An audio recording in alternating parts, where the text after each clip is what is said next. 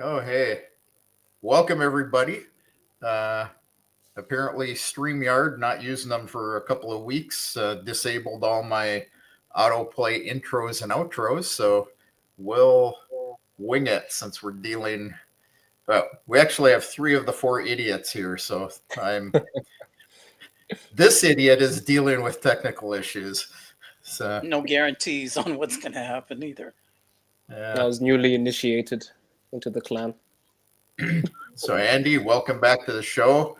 Eddie, welcome home. Good to see you, bro. Glad to be Spasibo. here. Thank you. I'm glad to be back. Oh, I appreciate that. Yeah, that's pretty cool. Wow, Yeah. those fireworks? Yeah, What in the where? in the background. How'd you do Yeah, that? look. Oh, Yeah. Woo. Where'd we go? I pulled you Oh, out so you could see the fireworks over the Kremlin. Oh, but we didn't see them. Oh. Oh, look. Oh, it's you and me.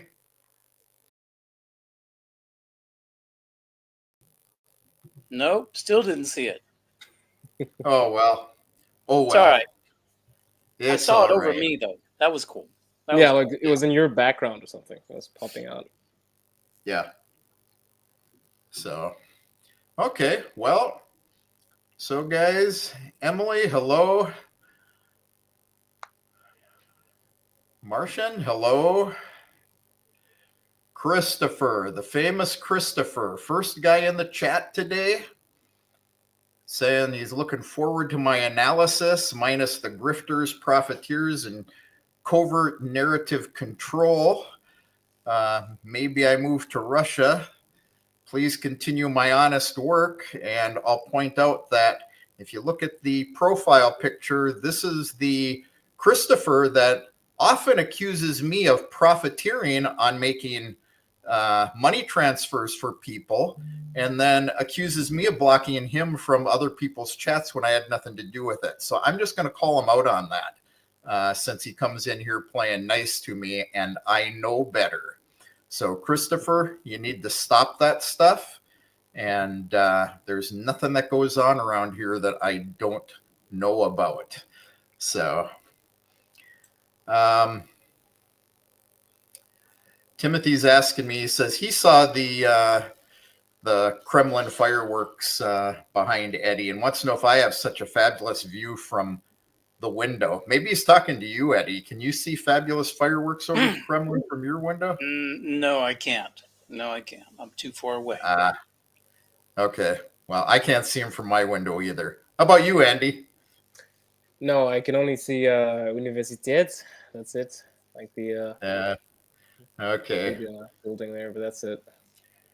So, what do y'all think of the thumbnail? Putin and Trump doing battle, a samurai and a sensei. Who do you guys think is going to come out on the top of that battle? I have many thoughts on many different levels. I don't know if you want me to start. That's what we're here for. But I'm going to throw this one out there that something really interesting that I read on X today, and that's Marco Rubio talking about that it is unrealistic. And of course, I'm paraphrasing. It's unrealistic to believe that we can live peacefully in a unipolar world. Okay? And that Russia and China are powers that be in the world, and they cannot be denied. Okay, yep. This is different Marco Rubio from neocon Marco Rubio speak, especially when he was running for president, when he's been running for Senate, so on and so forth. Even after he was appointed by President Trump, before President Trump was had taken office, he was still with this neocon talk. Now, two things come to mind. when he's talking about unipolar world, he's actually talking about the multipolar world. The multipolar world refers to BRICS and the global south. So what has Trump just talked about? BRICS. A day or two ago, he opened his mouth again. He went to social media and said, if 100% BRICS, tariffs. Yeah. if Yeah, so BRICS that's extra tariffs. Yeah. goes for a currency, on and on and on. Now, I go back to my theory about how Trump thinks. And of course, I might be the only one in the entire world that thinks this, but I happen to think, whether he does it strategically or whether he does this subconsciously, he says the most outlandish things about a topic. And then social media comes back with a barrage of corrective narratives of the truth coming out. It just floods it. And you cannot help but notice it. So if you're kind of asleep, if you're kind of not following things, you suddenly have this barrage of BRICS is not about currency. It's not about a single currency between countries. It's about cooperation. It's about trade. And so in national currencies. in national currencies. So when Trump says stupid things like that, I have to think that he does this on purpose to get this information, to get the truth into the common collective, especially on social media, and then for people to consume it. I don't know, but it's very interesting because Trump says something stupid about BRICS a day or two ago, and then we have Marco Rubio coming out saying we can't live, it's unrealistic to live in a unipolar world. Wow. That's big. Yep. Yeah. I agree. You know, that's the thing. Have you ever read what's his book, The Art of the Deal? No, I haven't read that one. Who's the author? Not. Yeah. So it's one of those things where it's his typical technique. Overload people with, stuff, information, and, bunch of outrageous things, propose a million different things so that you can then, squeeze them down for talking points. If you go in and say, this is what I want, it's easy for them to say no. But if you say, I want the world, then, it becomes much easier to negotiate down to what he really wants. So, that's my opinion of it. Yeah, no, I'm pretty sure. Oh, wait, sorry, I interrupted you. What did you want to say? Oh, I was just saying hi to Jay. She was saying hello, everybody. Yeah, I mean, that's a good point because I feel like he understands the process of indirection, where it's like you relay information and you sort of make people scramble and follow a specific viewpoint while you're doing something else. So I just feel like everything that he says and does, it has a hint of cover to it, so that we are sort of sent on this wild goose chase when he has something else in store. But I also think generally with social media, he's pretty good at riling everybody up. So I think it'll be pretty difficult to actually determine who will come ahead or who will come first, because I feel like both of them are pretty polarizing figures. And I think Trump is probably the only person, well, the only president that I've seen in the past few years when other countries actually think twice. They see something and they're like, okay, he said that. He's just joking, right? And then everyone's like, yeah, of course he's joking. But is he joking? Right. So it's one of those, I really understand how he plays with the media and how he uses psychology to sort of mess with us, because he knows what he's saying, he knows what effect it will get, and he also has probably this other underlining quality behind it.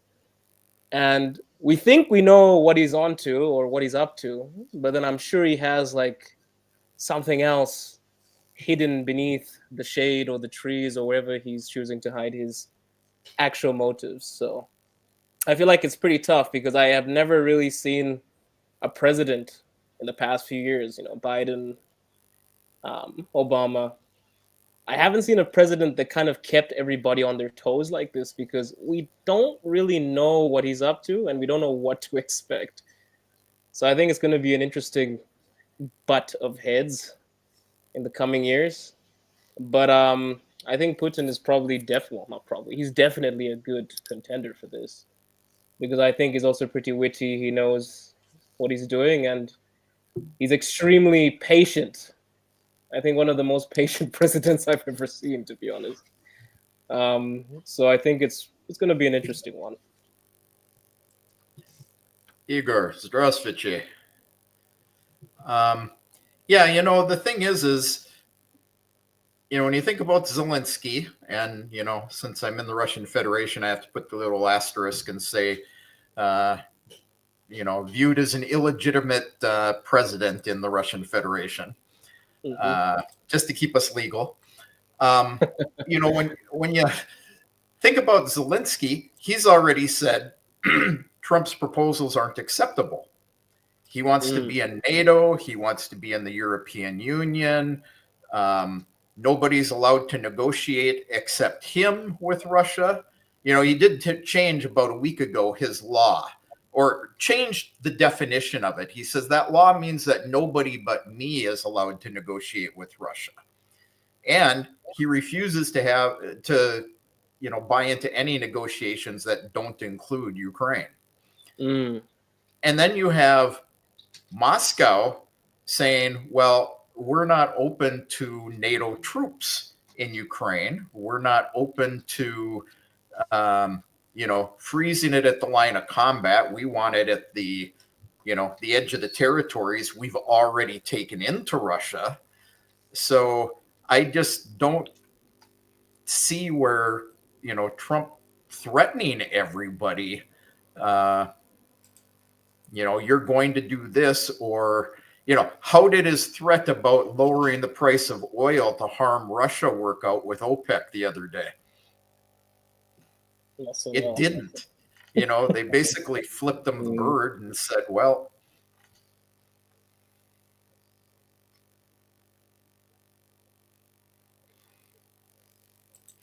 ooh, it got quiet. What happened? I don't know. Martian, my Streamlabs moderator isn't going to allow you to post links. So no sense in trying. So any other comments about the Russia-Ukraine bit, guys? What in particular are we? Let's narrow that down between Russia and Ukraine.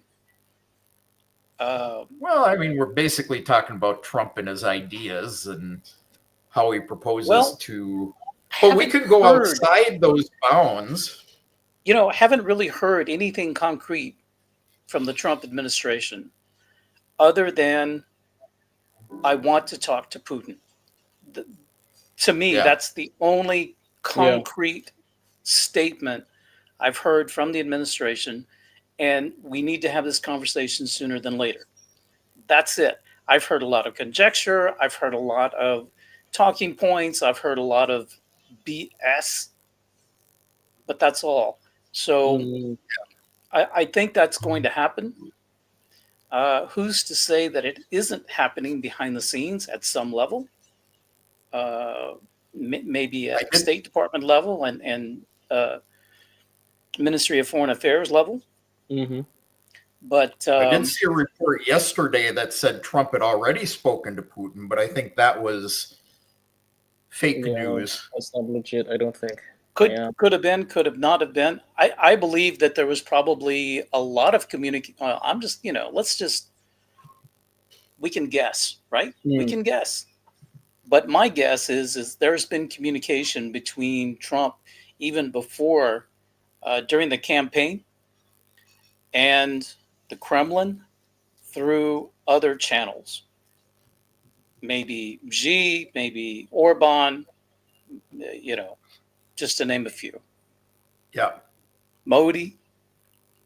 Yeah. Martian says he wasn't posting links. The moderator is acting odd. This is our automated auditor moderator, not our producer Timothy in the background. Martian, the way things have been working today, everything is odd in the studio. But things in this studio are much better than the other two studios I've tried over the last 2 weeks. I also want to take a second to welcome our viewers over on RooTube. We got Loud and Quiet is back. He comes every week now that I'm streaming. And Yvonne has a question related to Trump. So he wants to know, he's Danish, and he's interested in what we think the deal is with Trump and Greenland.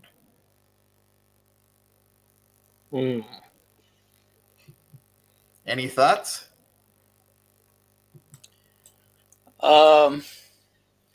Not an educated thought at all, because I don't think anyone was prepared for that conversation. I mean, no one has thought of Greenland since we opened a geography book back in school, just to find out. Oh, okay, here's a huge landmass full of ice.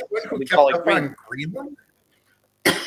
Oh, it's like I have no idea where that's coming from. I don't know what the idea behind it is, but it's very interesting. And at the same time, you've got mainstream media has attacked Russia for the unprovoked invasion of Ukraine. That's been the talking point for years. You cannot do that. You just don't do that. Here we have sitting president of the United States, just days old. I think it was probably on day one. And he says, I think I want Greenland. And I think I might take Canada. Oh, and I want the Panama Canal too. What about this narrative of the unprovoked invasion or unprovoked taking over of another country? Yeah. So that flipped the script on mainstream media in a big way and got so many people around the world talking about this stuff. Don't forget, although he hasn't actually said anything about Mexico, let's keep in mind he's already renamed the Gulf of Mexico. The Gulf of America. Is he just sneaking in? Is he going to call Mexico America now and say, "Oh, well, now it's us"? Do you think he's trolling, or do you actually think he's actually going to fulfill his promises or his? I don't think he will. Try to take Mexico because he still needs to make them pay for the wall. Oh yeah. Let's make America great again first, and then we may have Canada and Mexico say, I want some of that too. And I think that would be a much easier way to gain cooperation and maybe say, okay, come on. But let's work on US first. Maybe he's confused the words. Instead of make America great again, it's make America greater, as in larger. Could be. I mean, he's done everything in his power to announce that all these different places will be a part of America. So I guess that is the direction. Yeah. Martian says he thinks that the U.S. and Greenland is a mutual sharing of resources in a negotiated deal. I hadn't thought about that. That's that's a good possibility. I was going to throw up Allboutwich's comment here, because this is kind of where I've been sitting on this. I think it's about securing the resources in an Arctic Sea route, because if you look at the map, Russia has 2/3 of the Arctic Circle. And then you've got Canada and Greenland. Everybody else is, just a minor player, and the United States doesn't have much of anything. So that's kind of our thoughts. I mean, I think it would be, if it is something that he wants to follow through with, the region has rare minerals that we use, well, not we use, but could be used for military equipment, etc. So I guess it would be a very strategic move. Oil, gas, I see the logic there, but to actually overrun the country, I'm not so sure about that. It just might be another troll or something like that. But I see why, because if you have all these rare materials and all these things that you can use to make more military equipment, I would see the reason. Of course, also I think it could help them manufacture a new missile, because apparently Russia stole the plans for the Oreshnik, so they can come up with some new weaponry, so to speak. Well, they've got a lot of resources. I'm going to throw this up here for a minute. My brother's keeper says, here's the thing with Greenland, the canal, Ukraine, Taiwan, Chinese bullying, well, the Chinese bullying all its neighbors. I don't see the Chinese bullying its neighbors. Taiwan, even in the eyes of the United States, legally is part of China. But yeah, there's global positioning for power. And to say the war is more likely when the U.S. is weak. Yeah, I can see that. And the U.S. is weak at the moment. But, if he wants to start wars because he thinks America is weak, he needs to focus on China and Russia and leave his neighbors out of it. I had this discussion on Maverick News the other night with Rick Walker. And, Canada has been friends with the United States for hundreds of years. And, they've cooperated. Anytime the United States has wanted something, all they had to do was ask Canada, and Canada goes, oh, yeah, hey, Hoser, no problem. And, so why is he bullying Canada? Those Canadians have had it too good for far too long. Who knows? But guys, I want to revisit this Marco Rubio post again, because I'm on X, and I'm reading deeper into his comments, and of course I don't know how to stream this onto StreamYard, but I'm just going to quote, this is Marco Rubio talking. It's not normal for the world to simply have a unipolar power. That was an anomaly. That was a product of the end of the Cold War. But eventually, you're going to return back to having a multipolar world. We face that now with China and to some extent, Russia. Wow. To me, this is huge, because this signals real diplomacy. That's the first diplomatic thing I've heard come out of Marco Rubio, I think, since he took office. And this to me signals a willingness and a readiness to sit down and let's talk amongst equals, amongst friends, so to speak. You don't talk to your enemies that way, so very interesting. I'm adding a comment over in the studio from one of the Rumble guys, just so I can, or RooTube guys, so I can put it on the screen. You don't want to offend any Americans, but the last presidents of the U.S. look like the president from Idiocracy's movie. You know, my wife says this all the time. It's one of her favorite movies. She's a see.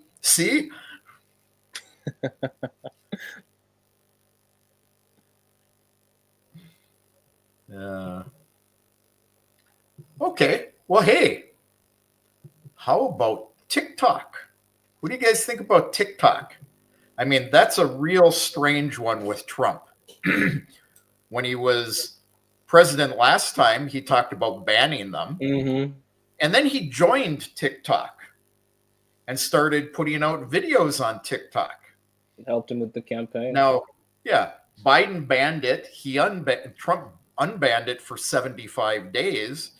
And now we have Microsoft, all these guys that were around Trump at the inauguration.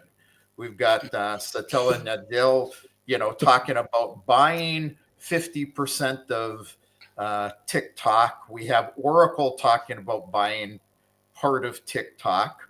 We've got Elon Musk today on X saying that it's a violation of free speech. He doesn't support banning them, even though it would be good for his platform. And we've got Tucker Carlson going on about, you know, the more political end of the government, the US government trying to censor Americans, much like he's done with Russia. What are your thoughts around TikTok? I mean, I think the TikTok thing is hilarious because even when we did hear that they were going to shut it down, there was already another Chinese app creeping its way into the States, Xiaohongshu, which is literal red book. And what's funny about that app is it has investors from some of the biggest Chinese companies in China. It has investors from Tencent, Alibaba, Buyu Capital. It's basically like a clone of TikTok. And it has all of these other things involved, like how to book a hotel and extra things on it. But I saw that they had this campaign where they got all these Americans to make videos for the app. So on some of the VPNs that we get, you can actually see some of these adverts. Even Kylian Mbappe was on that as well, advertising this Little Red Book application. So Yeah. I think the TikTok thing is funny because I feel like it also comes in different forms. I mean, they can get rid of it, but then unfortunately, I guess the convenience and the algorithms that China has, people find it to be interesting and alluring. So there's always another application that just pops up. And I checked out Xiaohongshu because a few years ago when I was in China, it wasn't so impressive. It was more of like the app you use to find things, find a meal, find these other things. But then it's interesting because of some of the investors that invested in Xiaohongshu recently are some of the investors that invested in TikTok. So, I mean, if TikTok really is this demonic application that is going to take over the States, I feel like TikTok in its own, well, TikTok on its own is probably not that deadly if there are other apps that you can just create or bring in that can do the exact same thing. But in terms of Trump, I think he probably saw that the application helped him a lot when it came to getting into office. Yeah. So I think that's why he's kind of backtracking. But I don't know. I've never really hopped on TikTok. I've hopped onto the Chinese version, which is Douyin. And I saw how effective the algorithm is. It basically feeds you everything you want to see. It's like YouTube on steroids, basically. So I'm sure he probably backtracked because I guess if you're trying to push something or you're trying to push a certain agenda, TikTok is the best place. So I personally think this whole TikTok, China is spying on us. All of this is hypocrisy to the max. Have we forgotten? Edward Snowden is in Moscow, Russia. living here for 12 years now, because he technically broke the law in the United States and revealed that the United States government is spying on its own citizens. Doing what they accused China of doing? So when we clear that up and we free Ed Snowden and allow him to return back to the United States and travel freely and all this, get the out of here with TikTok and any other application that you say that another country is spying on Americans. I simply don't care, because our own government does it. Meta does it. Okay? Facebook and Instagram. We all know. Okay? So, yeah. How many times has Facebook sold their customers' data? Hypocrisy to the hilt. Yeah. Yeah. So where do we see something up here about the Australian news? I just wanted to address real quick. So my brother keeper, Australian news, they report Chinese bullying on Australia and the Philippines, attacking neutral ocean routes, island building, border stretching, the Silk Belt Road. So let's keep in mind that this road is actually a road for trade with Europe. So I hate to tell you this, bro. This is what I did for the United States for a living. It's propaganda. And as an ally of the United States, the propaganda computer systems that the United States has developed are also installed in Australia. And they use them for these purposes to keep that Western story going. Are they building islands? Absolutely. But who else is building islands? Let's look at Saudi Arabia. Are they bullying their neighbors by building islands? Nobody talks about them. And the Philippines. The Philippines is a NATO base. It's actually not NATO. It is a NATO base, but it's a United States military base. And again, the United States conducts Defense Department training and operations out of the Philippines in that same area. So you can complain about China floating their boats around there, but so is the United States. So who's threatening who in all of this? So you have to look at both sides of the coin.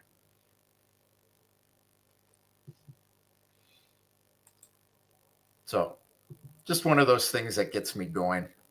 Fake news.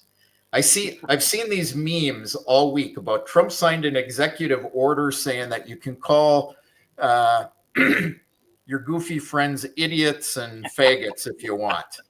And, but the issue I have is obviously it's a meme and somebody's done the voiceover, but nobody posts it that way. And there's way too many people in the world who don't understand it. They don't use their critical thinking and they think it's the truth.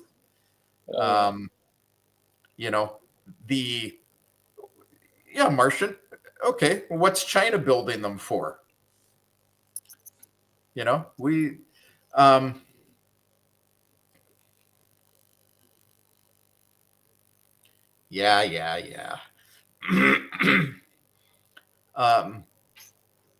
Anyway.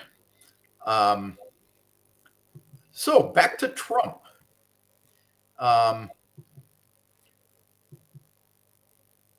We first started out last week with Trump offering early retirement packages to employees.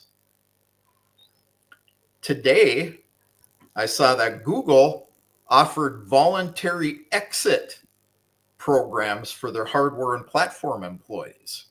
You see a trend in this? All these guys that surrounded Trump at his inauguration, all these big business guys, all of a sudden are running the same kinds of programs with their employees that the government is, that Trump is proposing, whether it be Google and voluntary exit, Facebook and X and not, fact checking things anymore. You see any similarities in all this stuff? Sounds like businesses trying to save money. You think? I mean, on the surface, there could be other deeper reasons for it, especially with the government. I'm sure there are. But if you're trying, I mean, the first reason you want to lay off or even do severance packages is to save money in the long run. Yeah. So to And me, get, this and is get the remaining guys to do twice the work. Exactly. Yeah. So what does this say about the economy? Yeah. Economy's in bad shape. Well, was it Trump that made this statement yesterday or one of his administration?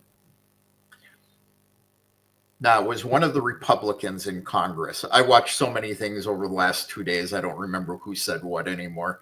I was watching the Tulsi Gabbard confirmation hearings going on and them grilling her over TikTok. But one of the Republicans in the last couple of days made the comment that, when you print money that isn't backed by anything, and it was funny. I wish I had downloaded the video, kept it so he could show it here.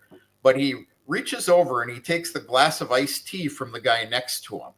And he pours water in it. And of course it turns, from dark brown to light brown. He says, this is dilution. And he says, even an elementary school children can understand the concept of dilution. He says, so what happens when we continue printing more money? We're getting up to the debt ceiling. He says, and what are we talking about? Printing more money. We're diluting the value. So you have somebody working at minimum wage, $15 an hour. You dilute the money, and all of a sudden they're no longer earning $15 an hour worth of money. He says, and this is the problem with inflation in the United States. It isn't that one or two items is going up. Everything goes up because of the dilution. Yeah, your money buys less because it's worth less. Yeah. Worthless. Did I say that? The comment No, I on the did. screen? I wrote that. I said you because somebody. Oh, Ajit Desai wrote U.S. is going bankrupt. And I said no, it is bankrupt. That's the effect of printing money. Yeah, I mean the only difference is there's one comment here that says the proxy of the World Financial Release are covered. I mean, if this was Zimbabwe was in the same situation. I'm from Zimbabwe, and I guess it was easier to see it because Zimbabwe is not within the elite realm. It's more of like a place that if it prints too much money, it gets screwed over, right? So that's exactly what happened to us, to the point that the notes were pretty much useless. We had billion Zimbabwean dollar notes. I think the only difference is the states can keep on printing it, and it sort of covers its tracks. I think that's the difference, yeah. So yeah, I do agree about the overprinting of money is probably more visible if you are from a place or you're in a place like Zimbabwe or somewhere else. Because when we do that, especially in Southern Africa, the currency drops significantly and it basically becomes useless, to the point that we have to ask the states for dollars and we don't even have our own currency anymore. So it's kind of like a cycle, because there are a few countries in Southern Africa that basically have currencies that are nearing dilution, to the point that they're even useless. So we use dollars now in Zimbabwe to pay for things. And they keep on trying to bring in this other currency into the country. But then we get sanctioned by the people that are giving us the dollars, which is hilarious. So, yeah. So I'm guessing Timothy really wants me to put this comment up because I've been unstarring things that I'm not going to go back and revisit. But Snowden is a hero. It's not Democrats versus Republicans, U.S. versus Russia and China. I agree with all these statements to a certain amount. realistically, Snowden told the truth. But on the other hand, he realistically broke the law. So, I could tell you some things that would be the God honest truth. I tell a lot of things I am really skirting the issue on and not necessarily telling the whole truth on. Because if I told the whole truth, I would be breaking the law. Now, I'm a Russian citizen, so I don't have to worry about it as much. But if I ever want to go back to the United States, I have to walk that line too. So, you know, Snowden is a good guy. He's a good family man. I think Trump should pardon him. But, realistically, if I start spewing Russian state secrets, I'm going to spend some time in prison too, whether I'm telling the truth or not. Guys have comments on that? Especially Eddie as former law enforcement. Yeah, they're just because well, let's just say this. There may be a law on the books, but it doesn't serve the purpose of the law. The purpose of law is to protect the innocent from oppression or harm or physical violence, force. Okay, if we're talking about criminal law, and there are some laws that actually don't serve that purpose anymore because of what was uncovered by it. And I think Ed Snowden is a case for that. He did break the letter of the law, but he upheld the spirit of the Constitution to protect and defend. He did what he thought he needed to do to protect American citizens from a government that had gone too far. And so, yes, he broke the letter of the law, but is the spirit of that law really, does justice serve it? I don't think so. So that's my personal experience. Yeah. I think we could say the same thing about Julian Assange. Did Absolutely. he break the letter of the law? Absolutely. But, in both cases, they took the letter of the law and then they twisted it to fit the narrative they wanted. Yeah. Scott Ritter, same situation. The United States is real good. And if they can't find a law that you've technically broken, all of a sudden you're guilty of collusion, Conspiracy. Which there's no defense. Yeah. Or conspiracy. Yeah. Maria Butina. No proof, no broken laws, but hey, you conspired. By paying for an airplane ticket for a friend who just happened to be a member of the Russian government, a low-level member of the Russian government, to fly to the United States to visit. That was her sole crime and what she spent 15 months in jail for. That is crazy. Yeah. So I wanted to touch on this one real lightly.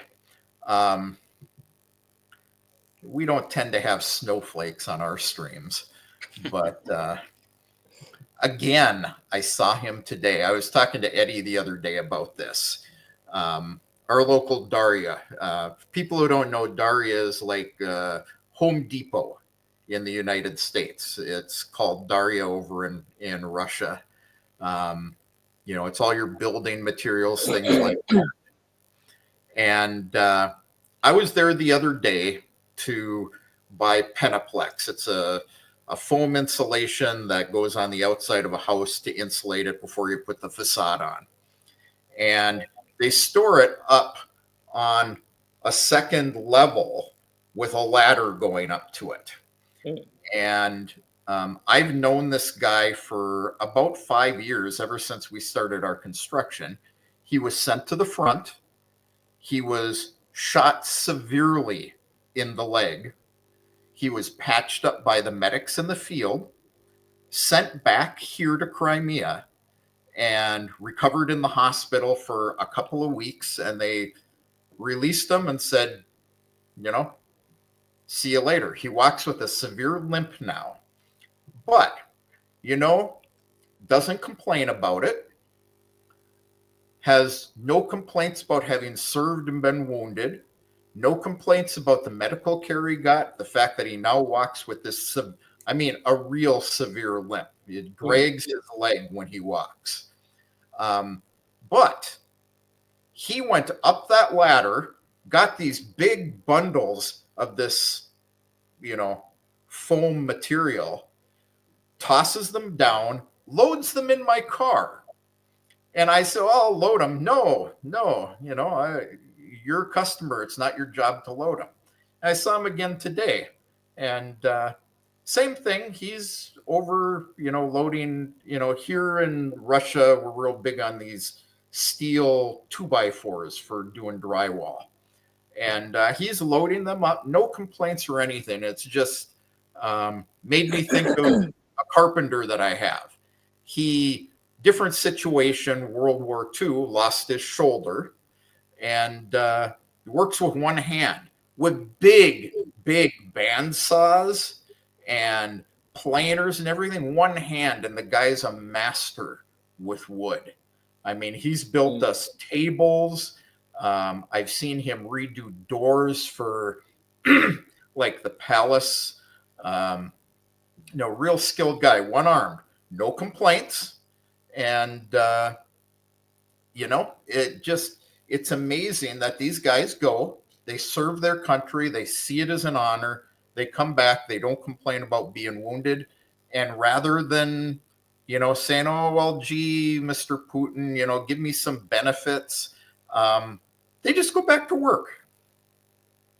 I mean, there's no VA here that they can go and complain to? And no. I mean, I'm not saying that they're not. How should I put this? We've got here in our flat, have I guess like a little concierge window at the front. Guy takes care of the flat, watches security, on and on. Yeah. This guy here served in Wagner, and then from Wagner went to regular army, served at the front, wounded, again, in the leg as well, shrapnel. He was honorably discharged from the military and is now working here at our flat. Doesn't complain, is proud of his service, is proud to be Russian, doesn't complain. He just doesn't complain at all. Yeah. And, I salute him. I've told him, I was like, hey, man, thank you for your service. I said, this is something we say in America to our servicemen and women. But here, I really, really mean it, because you gave something. You gave something up for that. But yeah, I've seen that too. Yep. Yeah, I haven't personally met any Russian veterans, but I think generally the Russian public has this mindset. I learned about this in my Russian class this morning, when it's just like there's this mentality of doing something regardless if it is difficult, but it must be done. You have to. It's more of like where I'm from, we have a saying when we say, oh, to dare is to do. But in Russia, it's basically like die, but do. So you move forward and you do what is necessary. And I think that's why a lot of people here are pretty tough. And they're not as weak or as sensitive as people from my country or from other sections of the world. I think generally the people have had it pretty tough, and They kind of know why they're doing something, and they just get it done. I haven't met a veteran in person, as I said before, but I just feel like generally the people that I have met in Russia, they are extremely tough, and they know exactly what they must do, and they do it. There's no hint of wanting an extra incentive. It's what's doing. It is the act of doing what is necessary. So I find that extremely impressive. Sorry, guys, keep talking. Let's talk about airplane crashes. I'm just addressing Ajit. Oh, I'll just do it verbally rather than typing it. Ajit, quit talking out your butt. We don't deal with that here. I'm pretty tough on things like that. The average Native American salary in the United States is not $5,000 a year. I know that for a fact. I lived there for an awful long time. Eddie has. I think he'll agree with me. Yeah, I think it's higher than that, but yeah, let's not go into those discussions. Yeah, let's talk plane crashes. Yeah, plane crashes. So 2 this week within 48 hours. We had a little bit of fake news around it, and I was going to share this just to show it to you guys. The first one in the Potomac. Here, 4 survivors were rescued. And I won't play the NBC clip because I don't want to get copyright pinged. But there's actually an NBC report. This person who posted this on X actually has the NBC report. It's still out there. You can go out there, you can play it. And they said there were 4 people pulled from the water alive. Sorry, didn't happen. Everybody on that CRJ and the Army helicopter unfortunately perished. So, So what do you guys think about that first plane crash, the one in DC? First of all, very tragic, and very, very sad. I was actually traveling in the air when this occurred. Yeah. But I've watched some intelligent analysis of the crash, and a lot of people have questions about why was a helicopter flying along an approach path near an airport in DC, yada yada yada. Actually, there is a helicopter route. It is a published route on an aeronautical chart that goes around the Potomac, hugs the bank right of where that aircraft was going to approach. Yep. The maximum altitude for the helicopter is 200 feet. Right at the intersection where the aircraft and the helicopter met, the aircraft was approximately 300 feet elevation, and the helicopter should have been at 100 feet below at 200, maximum 200, and they would have avoided each other. Yeah. However, there's evidence that the helicopter was much higher and above that ceiling. So I'm not stating who's to blame. I'm just going over some of the information that's been put out. Okay. So, yeah. I today listened to Trump and his guys talking about this, and I was impressed at how open and upfront they were. Trump got on, and of course, Trump is Trump. He blames Biden because of unqualified air traffic controllers. But he did make a good point. He said, "I can't believe you can see on the cameras." He says, they saw the cameras from Kennedy Center, which was fairly close. He says that airplane's lit up with all its lights on. And the helicopter, the pilot should be watching where he's flying because it's visual flight rules. Why couldn't he see that aircraft? No, there was some confusion. The tower asked him if he had the plane in sight, and they say, well, you know, maybe the pilot saw the plane that was taking off, not the one that was landing. All a possibility. But the question I had was the same one that Trump made the statement. Then his new head of the National Transportation and Department of Defense both said the same thing, is there was something wrong where that pilot was where he didn't belong, because he actually wasn't, he was off course from the, he was off course as well as the height. And higher than the published maximum altitude. Yeah.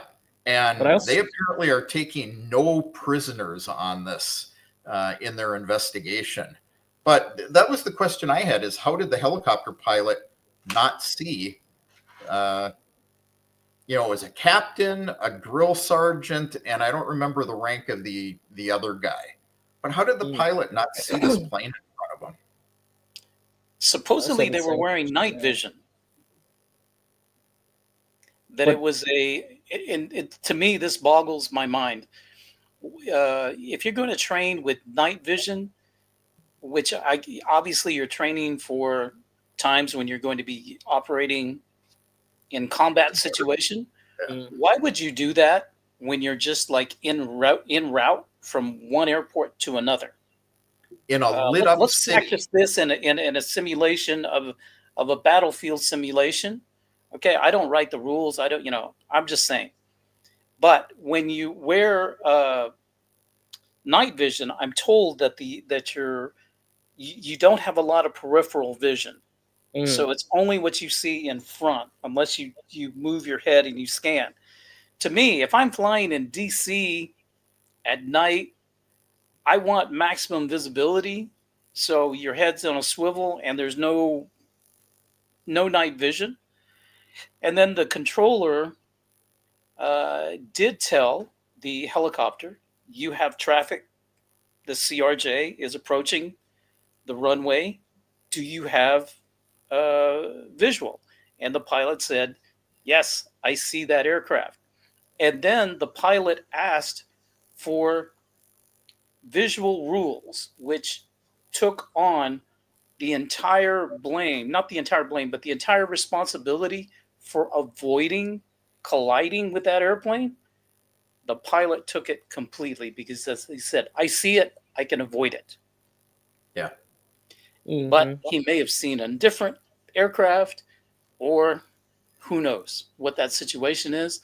But all of the rules, as far as like from what I've been able to ascertain, is air traffic control did their job. Helicopter pilot said the right things to the controller, and the controller said, okay, this is your deal. And they hit. Yeah, because the audio files are online. They were clearly warned about the situation, but then they proceeded. So I don't understand how the collision happened.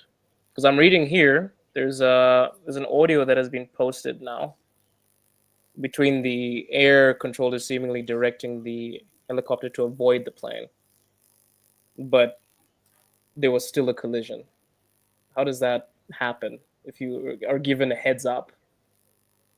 Well, let's keep in mind that they're also saying there was only one controller working in the tower, and there were supposed to be two.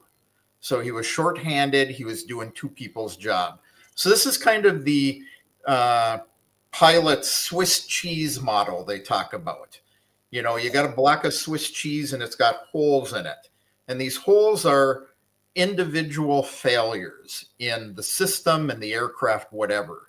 So you get one and you fly through that hole, and the goal is to not get to the other side of the block of cheese, or you have a catastrophic failure. And this is probably multiple issues. The pilot, they're required in that corridor to fly by visual flight rules. So that, to me, I have to agree with Eddie. He shouldn't have been wearing night vision at that point on that route. They actually fly Air Force One out of the military base these guys came out of. They've got 2 military bases right there. One comes down one branch of the Potomac and one comes down the other. So visual flight rules means that he's responsible to see what's in front of him. Now, from the audio that was released, the tower wasn't specific enough about which aircraft he was referring to. He could have said, you have this CRJ in sight, and the pilot sees the plane that's taking off, and he says, yeah, I see it over there. And yet the landing plane is over on the other side coming in. So he needed to be a little more specific as well. I think it's multiple holes in the cheese, and they just happen to get all the way through the block of cheese. Yeah, just multiple mistakes. Yeah, I do. I know. Yeah. Yeah. Jam is actually a pilot. So.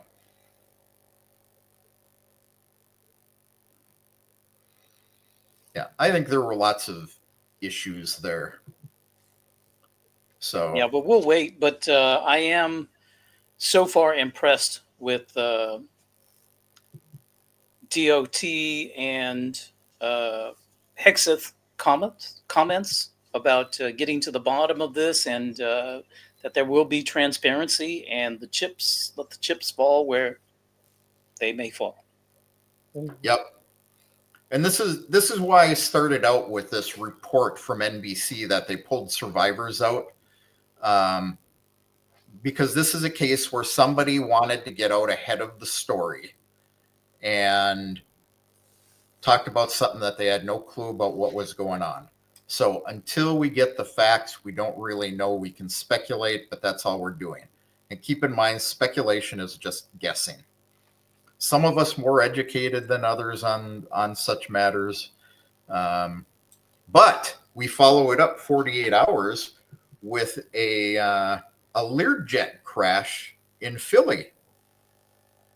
And that was actually an air ambulance that was taking off. They made it up to about 1,600 feet, and all contact was lost with the pilot at that point. And you can see that thing coming down like this. He basically lost lift. We don't know why. Probably won't know why for a while. I saw a news report, and people are talking. They had a guy from Ukraine who thought it was a missile attack by Russia. Always, I guess. Yeah, in the middle of Philly. So, because that is where Russia would start World War III from, is Philadelphia. Clearly. We're going to take out those Philadelphia beef sandwiches. Again, this is another tragic accident. I believe this air ambulance was actually on a transfer. So there was a patient on board, medical personnel on board. Now, what's interesting, you talk about memes and information and all this stuff going out. So the aircraft is actually registered in Mexico. So this air transport company is registered in Mexico. Yeah. And the registration on the back of the aircraft is X. That's the first digit for Mexico. And I believe it's XC and then AUCI. AUCI. And then I started seeing people on X say, check it out. It's a medical transport, and it's Fauci. Fauci is going down. Yeah. XA. You're right. Yep. Yeah. And I was this is just, And it was incredible. A return flight with a pediatric, a young girl who had been treated in Philadelphia and was being sent home with her mother. Yeah. Wow. So the two of them, two doctors, pilot, co-pilot. And I Yeah. tell you, yeah, those Lear 55s are very common. I've flown small planes like that. I just had to have had a large angle of attack or something, because it was a very, it certainly wasn't engine failure, because both engines wouldn't go out and come down that quickly. It would be able to glide. Just something caused that thing to lose lift, in my opinion. And from the video, and of course, I can't prove that the video has not been sped up, but Yeah. it looked like it was coming down at quite a high speed, much faster than. So to me, it indicated that it had power still Mm. as it was coming down. Maybe, maybe not. I don't know, but that's how it appeared. Yeah, it was It coming had down that- from only 1,600 feet. So, yeah, it was coming down fast for yeah. 1,600 feet. And it was lit up like a, 4th of July too. Now, was that just its speed and the fact that it had, Well, it's full of fuel. lights on, or yeah? Oh, I see. I was talking about the Mm. explosion at the end. Yeah. Oh, the explosion. Yeah, I mean, that was all over the place, but it had a full load of fuel. That's what I'm saying. It just took off. Mm-hmm. Andy looks confused. I mean, this is not my field of trade, so I'm just like, I totally agree. Yeah. So,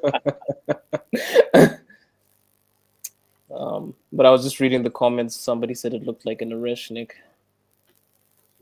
Yeah. Yeah. And Jam's talking about Undershenko calling for Putin to be assassinated. We're not going to get into that here. They have their idiots there too. So it'll take $1 off of every croissant in France.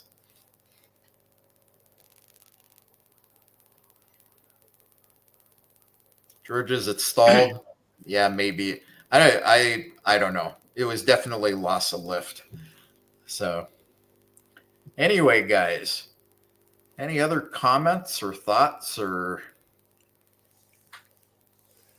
I will invite everyone to join a live stream that I'm going to have tomorrow. And I'm going to have Kevin back on there. And why not? AfroLev, would you like to come on to a live stream tomorrow? What time is that one? 8 p.m. 8 p.m. Moscow time. I can try to make it. Yeah. If you're available, I invited our usual idiot, Daniel. we could have a full Daniel house of idiots. Is busy tomorrow night and may not be able to make it. So I don't think he will be on there. So there'll be two of us for sure, unless the third idiot wants to, if Afro wants to be the third idiot. Andy, you're more than welcome. Sure, So I'll just check the schedule. But yeah, I would love to. So Yeah. I just got back from Texas, quite literally, a few days ago, and we're going to talk about that. Yeah. How did you feel not post, but how did you feel flying back to the States and then coming back? Did you feel any different? Did you notice anything different? How did you? We're going to save that for tomorrow, but that's a very good question. Yeah. I will tell you how I feel now. Jet lagged. Bad. Yeah, it's taken a couple of days to get oriented. So I want to address Emily's comment here. Actually, Emily, that's 11 a.m. Central Time. 11 a.m. Well, are you referring to Central U.S. or are you referring Central European time? I think she's Central talking European time? Yeah, which is correct. 2 hours before. Okay. Yeah, because then she says or 1600 6 p.m. or 1800 6 p.m.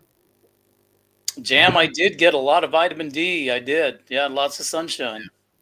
A little bit of a tan. Yeah. Wait, you mentioned a food. You said Mexican chorizo. Was it? Yes. Did you get one? Oh, I ate a lot of chorizo when I was back in Texas, but I didn't bring any with me. It's kind of hard to bring fresh meats with you when it takes 2.5 days to get here, you know? Yeah. So, Andy, if you want to know about that, you have to join us tomorrow. Got to join. You got good questions, though. Come join us tomorrow. I'd love to, yeah. I'll address this just before we close. What's the mood in Russia regarding possible negotiations? I will say, go back and listen to the replay because we discussed that already. Yeah. So, everybody, thank you for coming. I will actually see if I can find my closing video since everything got unlinked. Yeah, I got it. Hey, so guys, thanks for being here. It was a great discussion. Thanks to everybody in the audience for coming and listening to us. Thanks for the positive comments on, the discussion. We appreciate your questions and comments. Absolutely. Thanks for having us. Пока. Пока. Пока. Чего начинается Родина с окошек горящих вдали, со старой отцовской буденовки, что где-то в шкафу мы нашли. А может, она начинается со стука вагонных колес, из клятвы, которую в юности ты ей в своем сердце принес. С чего начинается